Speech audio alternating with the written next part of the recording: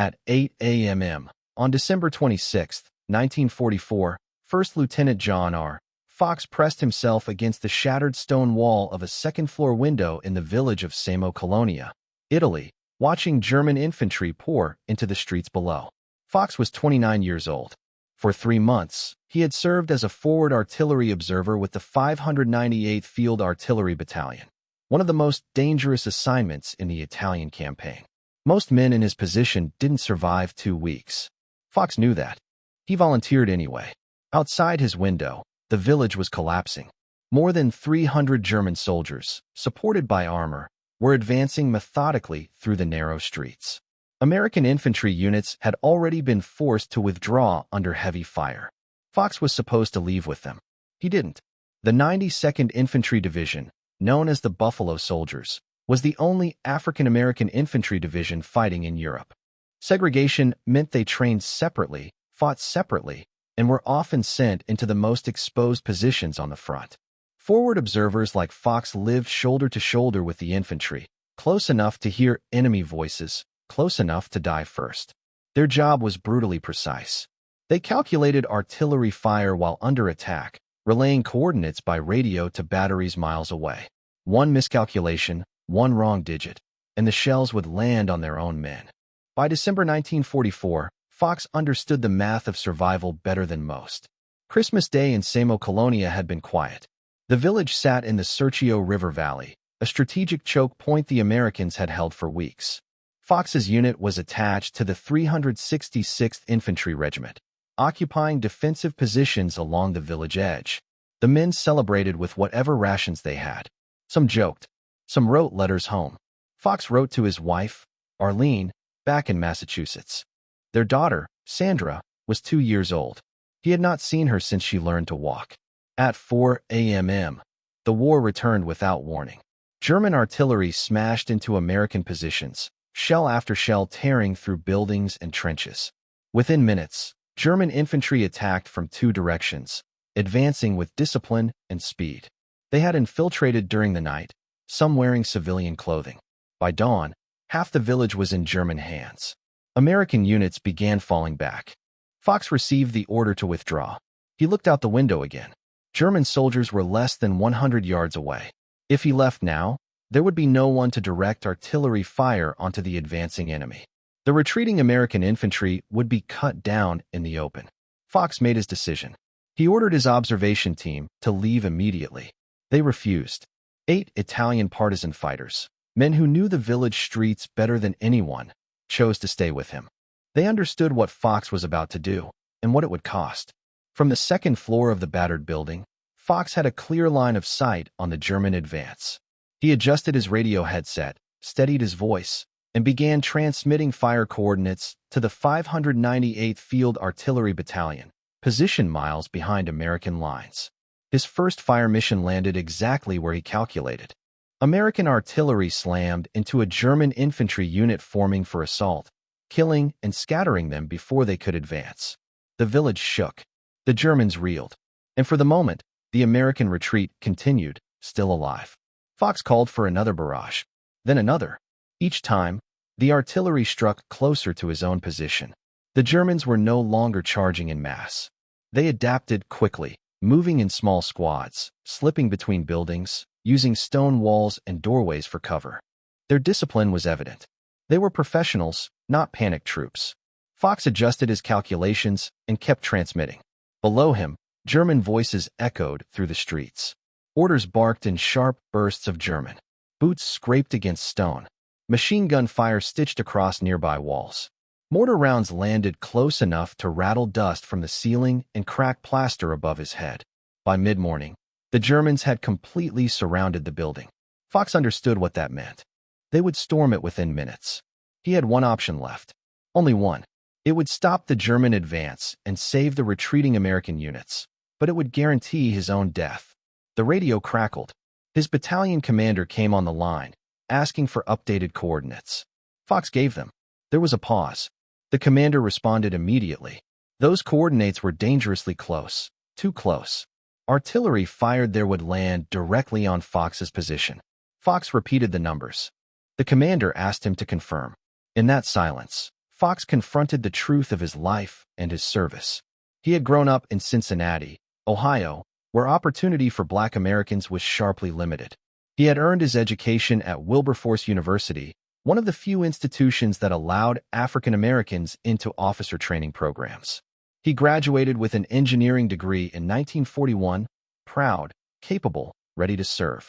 The Army commissioned him, then assigned him to a segregated unit. The 92nd Infantry Division trained in isolation at Fort Huachuca, Arizona, separated from white soldiers. They ate separately, trained separately, lived separately. When they shipped to Italy in 1944, nothing changed. They fought for a nation that denied them equality. Fox knew that many of the soldiers retreating from Samo Colonia would never have been allowed to eat beside him back home. The Army had forced them together, not choice. But that didn't matter now. They were Americans. They had families waiting for them, wives, children, parents, just like Fox had waiting in Massachusetts.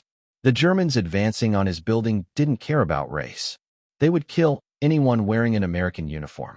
Fox made his decision. He transmitted the coordinates one final time. The commander's voice came back over the radio, heavy with understanding. "Fox, that fire will be on you." Fox answered without hesitation. 8 words. "Fire it. There are more of them than there are of us. Give them hell." The 598th Field Artillery Battalion opened fire. Multiple 105mm and 155mm howitzers fired simultaneously. The shells screamed overhead. The first salvo struck the building. Fox and the 8 Italian partisans died instantly. So did nearly 100 German soldiers surrounding the position. The barrage continued for several minutes, pulverizing the German assault force. When the firing stopped, the attack had collapsed completely. The delay gave American units time to regroup, reorganize, and establish new defensive lines. Without Fox's sacrifice, the German breakthrough would have succeeded. American forces retook Samo Colonia on January 1, 1945. Inside the shattered building, they found Fox's body on the second floor. Around him lay German dead, killed by the fire he had called down on himself. The 8 Italian partisans lay beside him. His radio was still clutched in his hand. The final coordinates were written on a map beside his body. The Army buried 1st Lieutenant John R. Fox at Colebrook Cemetery in Massachusetts. His wife, Arlene, received the telegram. His daughter, Sandra, was 2 years old. She would grow up never knowing the sound of her father's voice, but because of him, hundreds of other children would grow up with theirs. The Army did not recommend John Fox for a medal. Not immediately. Not publicly. Not at all. In early 1945, Brigadier General William E. Coburn, Fox's commanding officer, submitted a recommendation for the Distinguished Service Cross, the Army's second highest award for valor. The paperwork moved up the chain of command. Division headquarters received it. Then it vanished. No rejection notice. No explanation. No record of denial. The recommendation simply disappeared. And with it, Fox's sacrifice faded from official memory. The 92nd Infantry Division continued fighting in Italy until the war ended in May 1945. They fought along the Gothic Line, through the Serchio Valley, and during the final Allied offensive in northern Italy. The division suffered heavy casualties. Many men showed extraordinary courage under fire. Few were recognized. This was not an accident. The segregated army followed a pattern. Black soldiers were praised quietly, promoted slowly, and decorated sparingly. Acts of valor that earned white soldiers high awards were often downgraded or ignored entirely when performed by black troops. Fox's story might have remained buried forever. But in the early 1980s, historians began asking an uncomfortable question. Why had no African-American soldiers received the Medal of Honor during World War II? Not one. More than 1 million Black Americans had served in the war. They fought in Europe, North Africa, the Pacific, and China-Burma, India. They flew bombers, crewed ships, drove tanks, manned artillery, and died on the same battlefields as white soldiers. Yet when the war ended, the Army had awarded 433 Medals of Honor. Every single one went to a white serviceman. That wasn't coincidence. It was statistical impossibility. Either no black soldier had performed an act worthy of the nation's highest military honor, or something else had intervened. In 1993, the U.S. Army commissioned Shaw University in North Carolina to investigate potential racial bias in wartime awards. Researchers combed through thousands of personnel files, citations, and recommendation forms. They found a pattern. Medal of Honor recommendations downgraded to Distinguished Service Crosses. Distinguished Service Crosses reduced to Silver Stars. Silver Stars quietly changed to Bronze Stars. Again and again, race was the common denominator. Then the researchers found something more troubling. They found recommendations that had not been downgraded. They had simply vanished. No denial. No approval. No explanation. Filed. Received. Lost. John Fox's recommendation was one of them. His Distinguished Service Cross paperwork had been submitted in early 1945. Division headquarters had acknowledged receipt. Then it disappeared into the Army's archives. For 37 years, nothing happened. In 1982, someone finally found the file.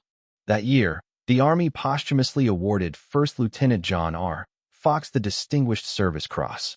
It was recognition, long overdue. But it wasn't the end of the story, because the question still remained. If Fox had earned the Distinguished Service Cross, what had he really earned? Arlene Fox received the medal at a formal ceremony. It was recognition, but it wasn't justice.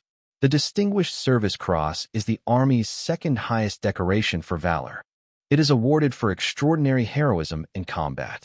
John Fox's actions exceeded that standard. He had called artillery fire onto his own position, fully aware it would kill him, in order to stop a German advance and save retreating American troops. He did not act in confusion. He did not miscalculate. He chose death with complete clarity. That level of sacrifice met the exact legal definition of the Medal of Honor. Conspicuous gallantry and intrepidity at the risk of life above and beyond the call of duty.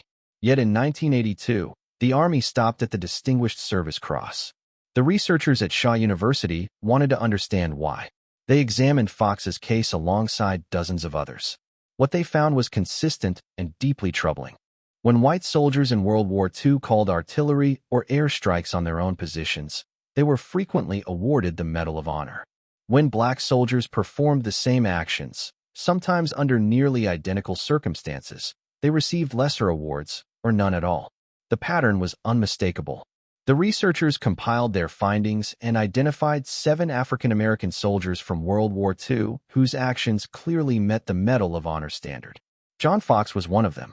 In 1996, the final report was submitted to Congress. Congress now faced a legal problem. The Medal of Honor has a strict time limit. By law, recommendations must be submitted within 3 years of the action. All 7 soldiers had performed their acts of heroism more than 50 years earlier. Under normal rules, the awards were impossible. Only an act of Congress could override the statute. The debate was immediate and heated. Some lawmakers argued that changing the rules decades later set a dangerous precedent. Others countered that the original process had been corrupted by racial discrimination, and that refusing to correct it would perpetuate that injustice. The discussion exposed how deeply unresolved America's racial history still was, even half a century after the war. In 1997, Congress made its decision. Special legislation was passed. On January 13, 1997, President Bill Clinton hosted a ceremony at the White House.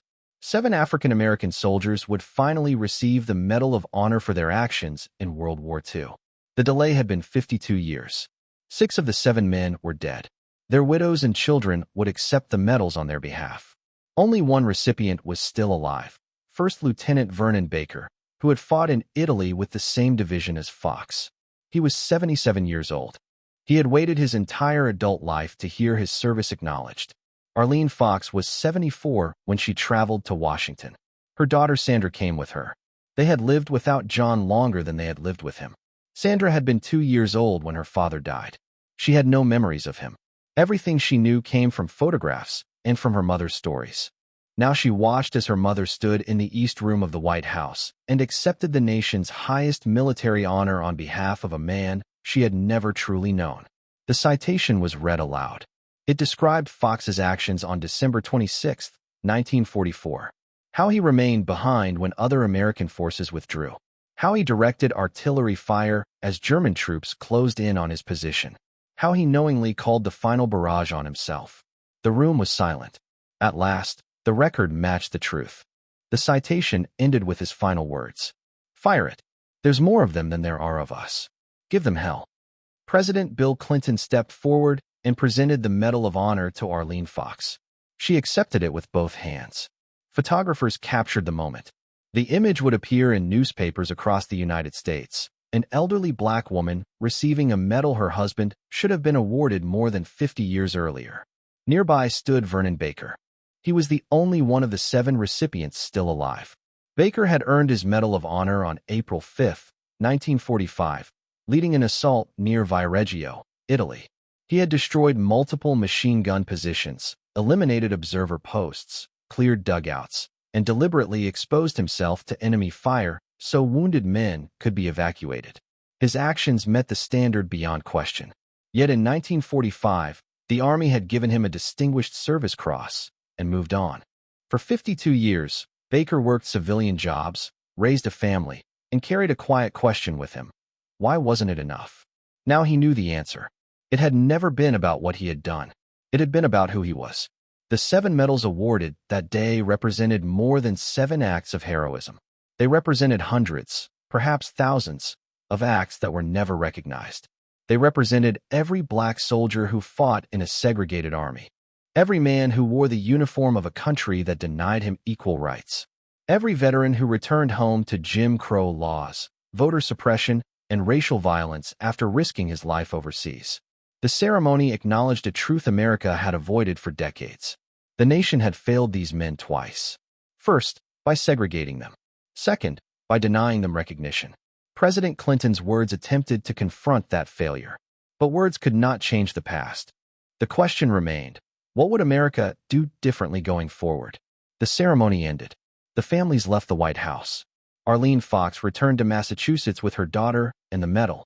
She placed it alongside John's other decorations, the Distinguished Service Cross awarded in 1982, his Purple Heart, and his unit citations. She had outlived him by more than 50 years. The medal was beautiful, but she would have preferred her husband back. The war had taken him. The Army had forgotten him. And now, 5 decades too late, America remembered. Yet one question remained unanswered. A question that lingered long after the ceremony, long after the speeches, long after the recognition. Why had John Fox stayed? Why, in that second-floor room in Samo Colonia, had he chosen to remain when escape was still possible? The easy answer was duty. Officers were trained to sacrifice for their men. Forward observers accepted extreme risk as part of the job. Military culture emphasized selflessness. But duty alone did not explain Fox's choice. He had grown up in a country that told him he was not equal. He had attended a segregated university. He had served in a segregated army. The men retreating from Samo Colonia would not have invited him into their homes. Some likely did not want him in their unit. Yet Fox had chosen to die so they might live. The experience of the 92nd Infantry Division helps explain why. The division had been reactivated in October 1942 after being disbanded following World War I. The Army had not wanted it. Senior commanders argued, without evidence, that black soldiers could not fight effectively. They cited studies claiming racial inferiority. The studies were pseudoscience. But policy followed them anyway. When the 92nd Infantry Division deployed to Italy, they did so at a disadvantage. Their training had been rushed. Their equipment was often outdated. Many of their commanders arrived already convinced the division would fail. Some white officers openly believed their soldiers were incapable of sustained combat. Those beliefs shaped decisions long before the first shot was fired. They became self-fulfilling. The division's combat record was uneven. In some engagements, the 92nd fought with discipline and determination. In others, they struggled. Critics seized on the failures. Blame fell quickly and disproportionately on the soldiers themselves. After the war, investigations told a different story. The problems mirrored those faced by many units in Italy: inadequate training, unclear leadership, supply shortages, and poorly coordinated operations. The difference was not performance, it was interpretation. When white units faltered, commanders blamed terrain, weather, logistics, or command errors. When black units faltered, commanders blamed race. The 92nd Division fought under that burden every day. Every mistake reinforced prejudice. Every success was dismissed as an exception. John Fox understood this reality. He had lived it long before the war. In Ohio, he had seen segregated schools, segregated neighborhoods, segregated futures. In the Army, he saw separate barracks, separate mess halls, and separate expectations. The system was structured not to measure ability, but to confirm inferiority. Yet Fox had earned an engineering degree. He had mastered artillery mathematics. He had volunteered for one of the most dangerous jobs in combat. He had proven himself repeatedly. It did not change how the system viewed him. That is what makes his final decision impossible to reduce to duty alone. Fox had orders to withdraw. No one would have blamed him for leaving. His commanders expected him to retreat with the rest of the American forces. Staying behind was not required. He chose to stay. He chose to die for men who benefited from a system that denied him equality. One interpretation is cynical, that Fox had internalized the need to prove himself, that he believed sacrifice was the price of acceptance. But the reality is more complex. The men retreating from Samo Colonia were not abstractions. They were individuals. They had families, fears, and futures. They had not created segregation any more than Fox had. They had been born into the same flawed system. Fox saw them not as symbols of injustice, but as human beings. His choice transcended the injustice he lived under. He valued human life without qualification, without expectation of recognition, without guarantee of fairness, without promise of equality in return. That kind of clarity carries a cost. It requires seeing past personal suffering to recognize shared humanity. It requires acting not because the world is just, but because life matters even when the world is not. On December 26, 1944, in a second-floor room in Samo Colonia, John Fox demonstrated that clarity. His final words were not about race. They were not about recognition. They were not about justice. They were about numbers. More Germans than Americans. Artillery could stop them. That was enough. But to fully understand why Fox made that choice, you must understand what happened in the final minutes before he gave those coordinates. Minutes when he knew exactly what was coming. The German voices in the street below grew louder. Fox could hear boots on cobblestones. They were close now. German officers shouting orders in sharp, clipped phrases. The metallic sound of rifle bolts being worked. Men organizing, not rushing, disciplined, methodical. This was not a probe. It was the final assault. From the second-floor window, Fox watched them move. At least 50 German soldiers were in the street below. More were arriving from adjacent alleys, filtering into position. They knew the Americans had withdrawn. This sector had gone quiet. That meant only stragglers remained. Fox's building stood out immediately. It was the only structure in the area that still made sense to search. Beside him crouched his radio operator. His name never appeared in official reports. One of the 8 Italian partisans who had refused to leave. They had fought alongside the Americans for weeks, sabotaging roads, guiding patrols, passing intelligence. They knew what capture meant. The Germans executed partisans on sight. Staying with Fox was a death sentence. They stayed anyway. The radio crackled.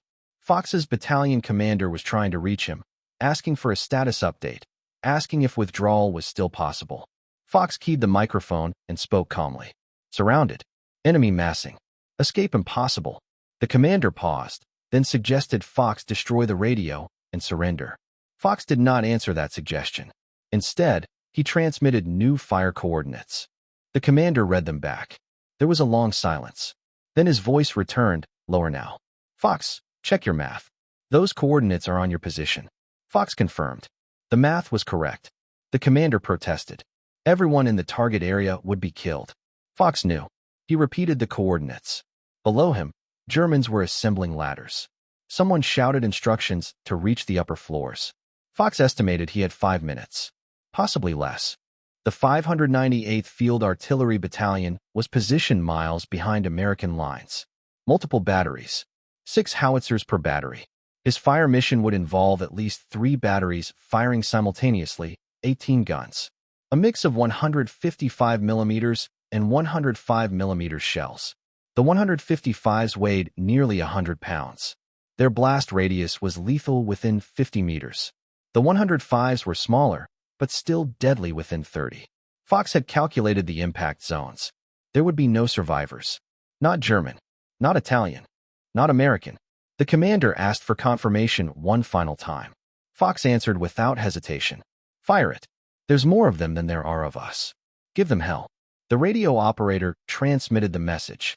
Then he set the handset down gently, as if placing something fragile on a table. The 8 Italians took positions at the windows. They were not going to hide.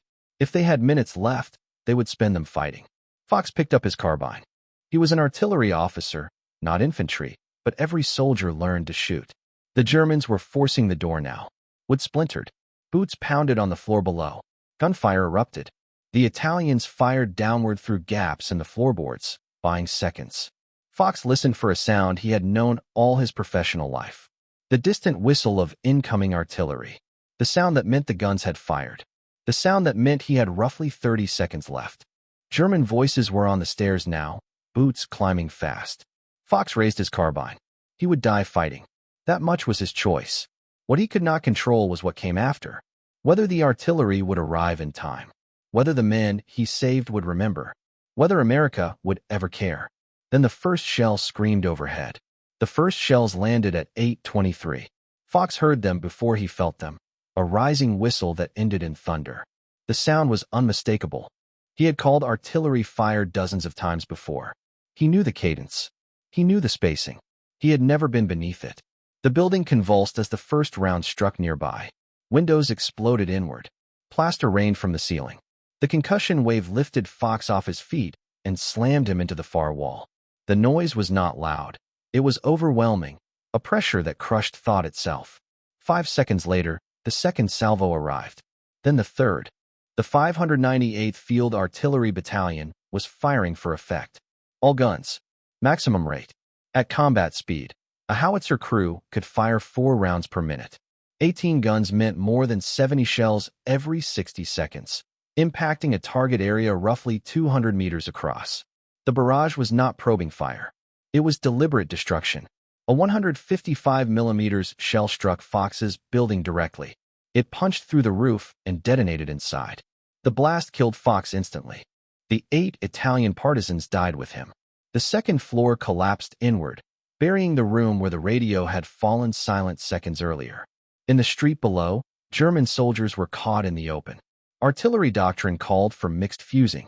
Some shells detonated on impact, ripping apart masonry and tearing open the street. Others burst in the air, showering steel fragments downward in lethal arcs. Shrapnel sliced through uniforms, bodies, weapons. Men dove for cover. There was none. The barrage continued for 3 minutes. 180 seconds. More than 200 shells. When the guns finally ceased, the street no longer resembled a village. Buildings had collapsed into themselves. Craters marked every few meters. Bodies lay where men had been standing moments earlier.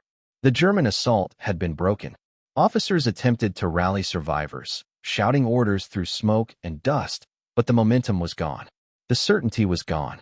American artillery had demonstrated that no position in the village was beyond reach. German commanders made a tactical decision. They would not advance further, not yet. They consolidated their forces and held what they had taken. That pause was everything. The retreating American units used the hours Fox had bought to establish new defensive lines 3 miles south of Samacolonia. They dug in. They registered artillery targets. They prepared. When the Germans advanced again, they did not find fleeing infantry. They found organized resistance. The American line held. The German offensive in the Serchio Valley failed, not because of superior numbers, not because of better equipment, but because one artillery observer had been willing to die to buy time. The Germans occupied Samacolonia for 6 days. On January 1st, 1945, American and Brazilian forces counterattacked. The battle lasted 2 days. When Allied troops retook the village, they found devastation. Collapsed buildings. Craters. Scars that could not be erased. Among the ruins stood the remains of a second-floor room where an officer had done the math, spoken 8 words into a radio, and changed the outcome of the fight. German artillery and the fighting that followed finished what the barrage had begun. Samacolonia was reduced to rubble. Recovery teams entered the village days later. They searched room by room, climbing over collapsed masonry and shattered beams. On January 2nd, they found John Fox. His body lay on the second floor of a partially collapsed building. The blast had killed him instantly. Around him were the bodies of the 8 Italian partisans who had chosen to stay. The radio lay nearby, damaged, scorched, but unmistakable. In the street below, German dead filled the roadway. The recovery team counted them. Approximately 100. Fox's final fire mission had achieved its objective. The coordinates had been exact, the timing precise. He had called artillery on his own position and, in doing so, destroyed an enemy force massing for attack. The army transported Fox's body to a military cemetery. Forms were completed. Reports filed. His wife was notified. Then the war moved on. The fighting in Italy continued. The 92nd Infantry Division fought other engagements. Officers submitted commendations for various actions. Fox's name appeared in one of them, a recommendation for the Distinguished Service Cross. That recommendation disappeared. For 37 years, it remained lost in Army files. But something else remained in those records, something no one would notice until decades later. Captured German after-action reports. German commanders kept detailed operational logs. One report from Sama Colonia described the artillery barrage of December 26th. It confirmed approximately 100 casualties inflicted in a 3-minute period. It also noted something more significant. The barrage had disrupted a planned German assault against the main American defensive line. 3 companies had been assembled for that attack. When the artillery struck Sama Colonia, German units were forced to divert manpower to evacuate wounded, recover command structure, and reorganize. The planned assault was delayed 6 hours. By the time it could be resumed, American forces had established prepared defensive positions. Artillery targets were registered. Infantry was dug in. The German offensive failed. Fox's sacrifice had saved more than the men retreating from Sama Colonia. It had preserved an entire sector of the front, potentially thousands of lives. The German report concluded that American artillery accuracy and coordination exceeded intelligence estimates. German commanders adjusted their tactics accordingly. They became more cautious, more deliberate. That caution rippled outward. When the 92nd Division fought along the Gothic Line in February 1945, German forces were slower to press attacks. They treated American positions as lethal zones, never certain which observer might still be calling fire. They did not know the accuracy had come from one man who stayed behind, one officer who calculated coordinates while German soldiers climbed the stairs, one radio transmission made with full understanding of its cost. Fox had been one man with a radio, but his final decision changed how an army fought. Arlene Fox lived until 2008. She was 85 years old. She had outlived her husband by 63 years. Their daughter, Sandra, became an educator.